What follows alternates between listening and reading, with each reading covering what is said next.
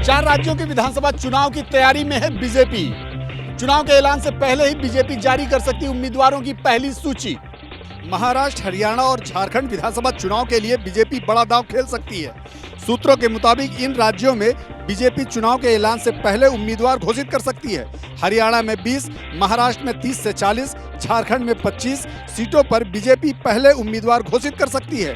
चुनाव से पहले बीजेपी उन सीटों पर अपने उम्मीदवार उतार सकती है जहां पिछले चुनाव में पार्टी को हार मिली थी या कम वोट से बीजेपी उम्मीदवार जीते थे। बीजेपी मध्य प्रदेश, छत्तीसगढ़ और राजस्थान के विधानसभा चुनाव में भी यही दांव आजमा चुकी है।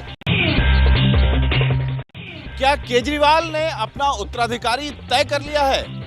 जेल से केजरीवाल ने एलजी को जो चिट्ठी लिखी है उसके कई मायने निकाले जा रहे हैं। दिल्ली के मुख्यमंत्री अरविंद केजरीवाल शराब घोटाले के केस में तिहाड़ जेल में हैं। ऐसे में सबसे बड़ा सवाल यह है कि स्वतंत्रता दिवस के मौके पर दिल्ली सरकार की तरफ से झंडा कौन फहराएगा। लेकिन इसका समाधान खुद अरविंद केजरीवाल ने जेल में बैठकर सुझाया है। सीएम केजरीवाल ने दिल्ली के उपराज्यपाल विनय कुमार सक्सेना को चिट्ठी लिखी है। ये चिट्ठी केजरीवाल ने 15 अगस्त पर दिल्ली में झंडा फहराने को लेकर लिखी है। केजरीवाल ने एलजी को लिखा है कि 15 अगस्त को मेरी जगह मंत्री आतिशी झंडा फहराएंगी। आतिशी पहली बार मंत्री बनी है। उनके पास इस समय 6 विभागों की जिम्मेदारी है। लोक निर्माण विभाग, ऊर्जा विभाग, शिक्षा विभाग, पर्यटन विभाग, महिला और बाल विकास विभाग, कला, संस्कृति और भाषा। आतिशी से ज्यादा विभागों की जिम्मेदारी कैलाश गहलोत के पास है, जिन्हें केजरीवाल ने 8 विभाग सौंपे हैं। लेकिन सीएम केजरीवाल की जेल से एलजी को लिखी चिट्ठी के बाद ये अटकलें लगाई जाने लगी हैं कि क्या वाकई केजरीवाल ने दिल्ली में आतिशी को अपना उत्तराधिकारी चुन लिया है। 15 अगस्त को सीएम केजरीवाल की जगह आतिशी के झंडा फहराने का मतलब है कि केजरीवाल ने आतिशी का कद बढ़ा दिया है।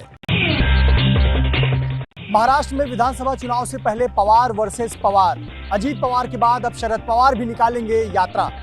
विधानसभा चुनाव से पहले महाराष्ट्र में जमीन पर अपनी पार्टी को मजबूत करने के लिए शरद पवार यात्रा पर निकलेंगे। शरद पवार के गुटवाली एनसीपी ने शिव स्वराज यात्रा का ऐलान किया है। 9 अगस्त से यात्रा की शुरुआत होगी। यात्रा की शुरुआत छत्रपति शिवाजी के जन्म स्थान पुणे के शिवनेरी से होगी। पहले चरण में यात्रा पुणे, सोलापुर, मराठवाड़ा को कवर करेगी। 2019 में भी चुनाव से पहले एनसीपी ने शिव स्वराज यात्रा निकाली थी। हम एक शिव स्वराज यात्रा चालू कर रहे हैं। 2019 में हमने ऐसी यात्रा चालू की थी और ये अब उसका पार्ट 2 है, ऐसा आप कह सकेंगे। डिप्टी सीएम अजीत पवार 8 अगस्त से जन सम्मान यात्रा निकाल रहे हैं। शरद पवार गुट की शिव स्वराज यात्रा को अजीत पवार की यात्रा का जवाब समझा जा रहा है। मैं उनको अड़चन में नहीं लाना चाहता हूं। जो आने वाले वो आ जाएंगे, जो नहीं आने वाले वो उधर रह जाएंगे। लोकसभा चुनाव में शरद पवार गुट ने 10 सीटों पर चुनाव लड़कर 8 सीटें जीती थी, जबकि अजीत पवार गुट महज 1 सीट जीती थी।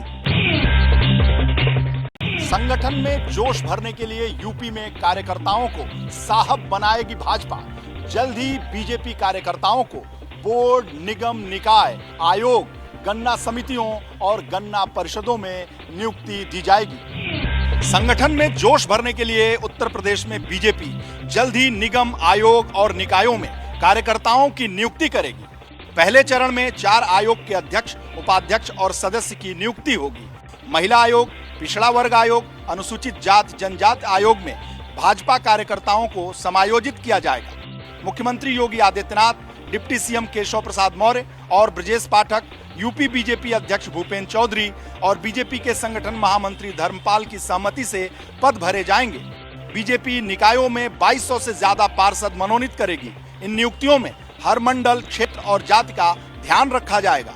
नियुक्ति के लिए पार्टी संगठन की तरफ से कार्यकर्ताओं का नाम आगे किया जाएगा।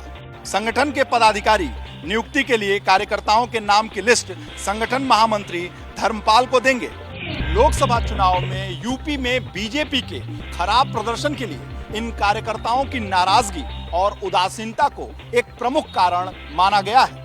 भाजपा इन नियुक्तियों के जरिए कार्यकर्ताओं में उत्साह और संगठन को मजबूत करना चाहती है।